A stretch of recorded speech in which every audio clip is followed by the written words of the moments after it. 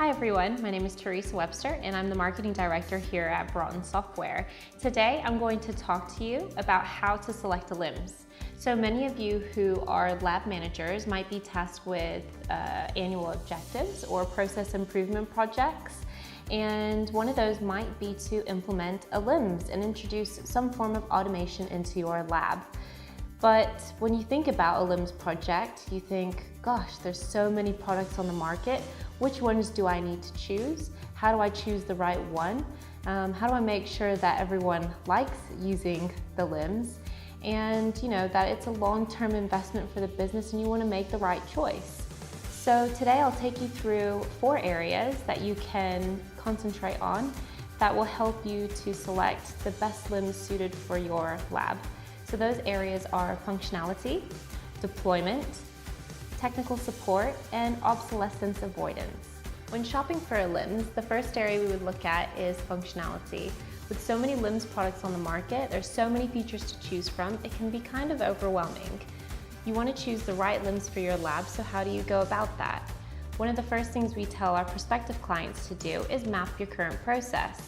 So you know what inputs and outputs are required at each step, you can relate that information to the functionality that a LIMS can provide you.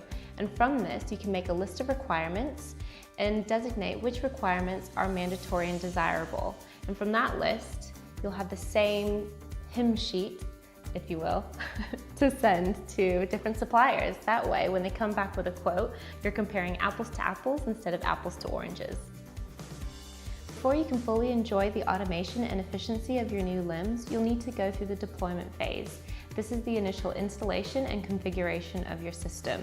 So when you're selecting a LIMS, we would advise you to ask the LIMS provider, what is their deployment process? Are they familiar with any regulatory requirements that you need to comply with? And what levels of training do they offer? Is this on-site or off-site? The next area to consider when you're selecting a LIMS is technical support. This can range from as little as online FAQs to full on-site maintenance visits. Because your LIMS is the long-term investment for your laboratory, it's important that you ask the LIMS provider what technical support packages they have to offer.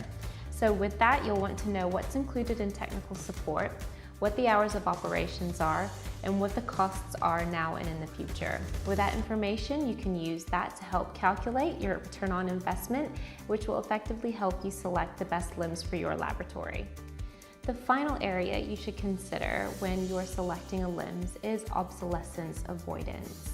Now, it's difficult to know what your LIMS requirements will be as your laboratory evolves 3, 5, 7 years from now. And we're not asking you to have the superpowers to be able to predict the future. But what you could do is you could ask your LIMS supplier, what is their process for obsolescence avoidance? Do they regularly update their products? What's their process for updating and issuing updates to customers?